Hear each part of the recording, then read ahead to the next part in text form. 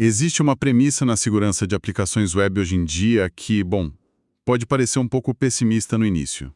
Ah, com certeza. Você diz aquela ideia de que a injeção de código não autorizado, de uma forma ou de outra, vai acabar acontecendo, né? Exatamente isso. Por mais que a gente coloque filtros de entrada, sanitização de dados ou até firewalls super complexos, o modelo atual assume que o perímetro vai ser rompido uma hora. É o clássico princípio de assumir a violação, ou assume breach. A indústria tentou por décadas construir muros perfeitos nas bordas. E a gente sabe que isso não funciona mais, tipo na prática. Não mesmo. Em um ecossistema com interfaces tão dinâmicas, com conteúdo gerado por usuários e integrações de terceiros, focar só em bloquear a entrada já não basta. Pois é. E quando o invasor consegue injetar um código malicioso no meio de uma página legítima, a última linha de defesa entre esse código e o desastre total é uma política invisível. Uma governança rigorosa dentro do próprio ambiente do cliente, sim. Precisamos controlar a execução, não só a entrada. E esse é o foco do nosso mergulho profundo nas fontes hoje. Nossa missão aqui é analisar notas técnicas e documentações para entender a Content Security Policy, ou simplesmente a CSP. Uma ferramenta essencial. Vamos desmistificar o que ela é e por que isso importa tanto para a segurança dos dados de quem está escutando. Beleza, vamos destrinchar isso. Quando a gente olha para a definição técnica pura da CSP nas nossas fontes, o que exatamente estamos implementando? Porque as fontes chamam de lista de permissões, mas como isso funciona? Bom, a CSP é, em sua forma mais robusta, um cabeçalho HTTP de segurança. Tá, um cabeçalho. Isso. Sua função é instruir o navegador a carregar apenas recursos de fontes confiáveis. Scripts, imagens, estilos. E ela funciona estritamente como uma lista de permissões mesmo, uma whitelist. Então, antes de entendermos as ameaças em si, a gente precisa entender essa defesa. O navegador tenta se defender e a CSP é a primeira linha. Exato. É um controle rigoroso sobre a execução de qualquer código. Eu estava pensando aqui numa analogia. É tipo o navegador ser uma festa VIP muito exclusiva, sabe? Gostei. E a CSP seria o segurança lá na porta principal com a prancheta na mão, aquela famosa lista VIP. Perfeito. Se o nome do recurso não estiver na lista da prancheta, ele não entra de jeito nenhum. Mas espera aí, como essa lista chega até o segurança? Como o navegador recebe isso? O servidor envia esse cabeçalho, ou seja, a prancheta, dentro da própria resposta HTTP original. Vem direto do servidor antes da página carregar. Caramba, então é antes mesmo da festa começar a rolar. Sim, antes do navegador começar a montar a tela, ele já sabe quem está autorizado. Porque, olha, a web não é um lugar onde qualquer código deveria ter passe livre para ser executado no dispositivo de quem acessa um site. Faz todo sentido. Então, o que tudo isso significa na prática? Porque agora que sabemos que existe essa segurança na porta, a grande dúvida é quem exatamente estamos tentando manter do lado de fora. Uma ótima pergunta. E a resposta está nas nossas notas técnicas. A finalidade da CSP é mitigar os riscos de injeção de scripts maliciosos. Principalmente o famoso XSS, né? Isso, o cross-site scripting, e também a injeção de dados de forma geral. Mas tipo, pera, se um site é só texto, imagens, botões, como alguém injeta um ataque aí dentro? Imagina a nossa festa VIP. É como se alguém já estivesse lá dentro. Se conectarmos isso a um panorama maior, o alvo aqui são os cookies e as sessões. Imagine que o atacante é alguém disfarçado de garçom na festa. Eita! O garçom servindo os convidados. Exato.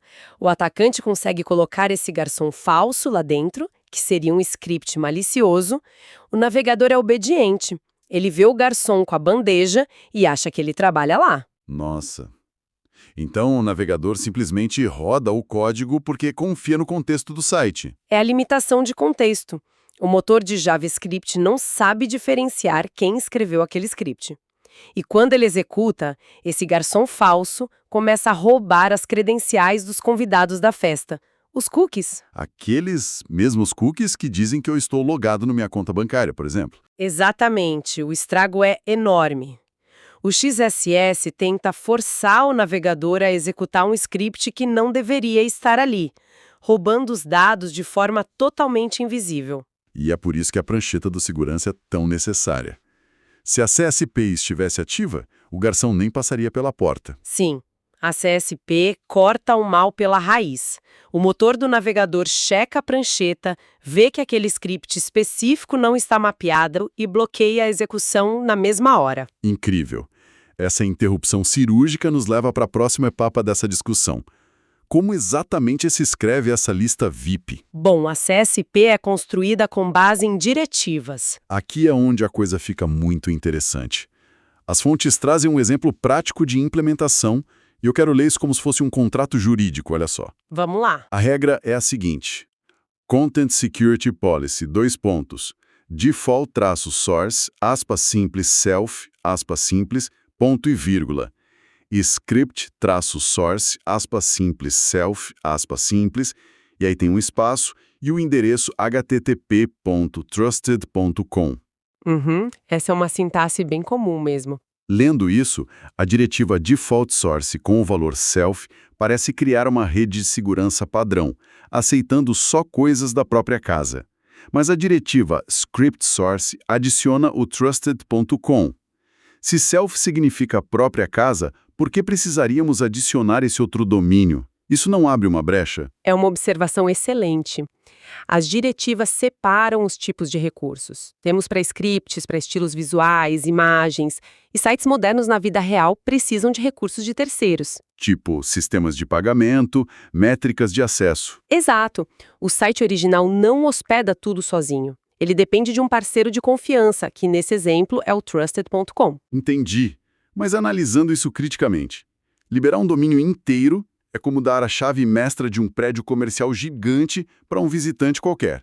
E se ele for no andar errado? É aí que o modelo antigo começa a desmoronar. O que é fascinante aqui é que a comunidade de segurança percebeu exatamente isso. Confiar na localização em um domínio inteiro virou um problema gigante. Porque se o domínio parceiro for hackeado, ou se for um serviço que qualquer um pode subir arquivos, o atacante guarda a arma dele lá dentro. Precisamente. O atacante não injeta o código SURI diretamente no seu site. Ele hospeda no Trusted.com. Quando o seu site tenta carregar, o segurança olha a prancheta e diz: Trusted.com está na lista, pode entrar. Caramba! A própria política que deveria proteger acaba carimbando o passaporte do invasor. A localização não prova nada sobre o que o código realmente é. Nenhuma garantia de integridade. E por isso, a documentação aponta para a evolução natural disso. A chamada CSP rígida. Strict CSP. E aí a confiança baseada na localização é jogada pela janela, né? A gente passa a confiar na identidade daquele código. Isso mesmo. A gente para de liberar domínios inteiros e começa a usar duas coisas: nonces e hashes criptográficos. Então me explica, o que diabos é um nonce, afinal? As nossas notas definem de forma bem direta. Um nonce é um número aleatório único gerado a cada requisição. Um número de uso único, como a própria palavra diz em inglês. Exato. Toda vez que alguém acessa o site, o servidor gera uma senha alfanumérica gigante e imprevisível. Ele coloca isso no cabeçalho HTTP e também na tag do script legítimo lá no HTML. Então é um casamento.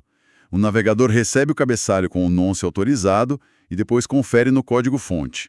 Se a tag de script tiver o mesmo número exato, ele roda. Perfeito. Agora imagine um invasor do XSS tentando injetar algo ali. Ele não tem a menor ideia de qual é o número gerado para aquela fração de segundo daquela seção específica. Não tem como ele adivinhar. O script dele vai tentar rodar sem o nonce certo e o navegador bloqueia instantaneamente. O ataque colapsa. Isso elimina quase totalmente a possibilidade de execução de scripts não autorizados. É genial. Mas e os hashes? Se o não se usa essa aleatoriedade, onde entra o hash? O hash criptográfico é ainda mais cirúrgico. Ele é uma prova matemática do conteúdo daquele código.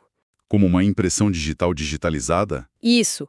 O desenvolvedor passa o bloco de texto do script por um algoritmo tipo um SHA-256 e isso gera uma string gigante, um código único. E essa string gigante vai lá para o nossa segurança na porta, lá para o cabeçalho da CSP. Exatamente. Quando o navegador baixa a página, ele mesmo faz a conta. Ele lê o script que encontrou, gera o hash na hora e compara com o que o segurança tem na prancheta. Se bater, roda. Mas o livro de tolerância aí é zero, né? Porque se o invasor colocar um espaço em branco a mais ou uma vírgula no meio do script... O hash que o navegador calcular vai dar totalmente diferente. Totalmente. O efeito avalanche da matemática garante isso. A menor alteração muda a impressão digital por completo. Uau!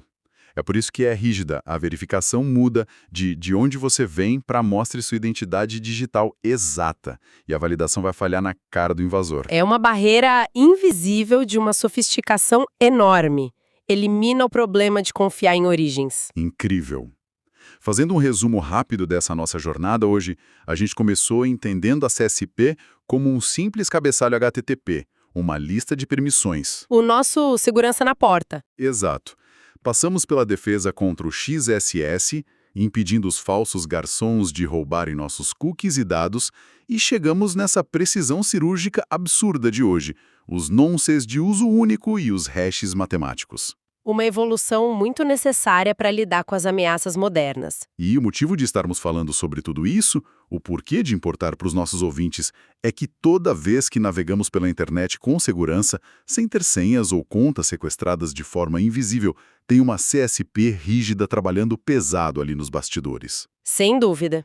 E sabe, analisando tudo isso que discutimos nas fontes hoje, isso levanta uma questão importante, se tentarmos olhar para o futuro. Manda. O que você acha? A evolução natural dessa segurança foi parar de confiar na origem e passar a confiar em assinaturas matemáticas únicas para cada microfragmento de código. Sim, o atestado exato da identidade. Então, será que no futuro toda a infraestrutura da internet vai funcionar sobre uma regra absoluta de confiança zero, onde de onde uma informação vem não vai importar absolutamente nada, mas sim qual é a prova criptográfica do que ela é? Uma internet de confiança baseada puramente na matemática, e não mais em servidores ou domínios. Sim, mas qual seria o custo computacional de governar milhões de provas criptográficas a cada milissegundo de navegação?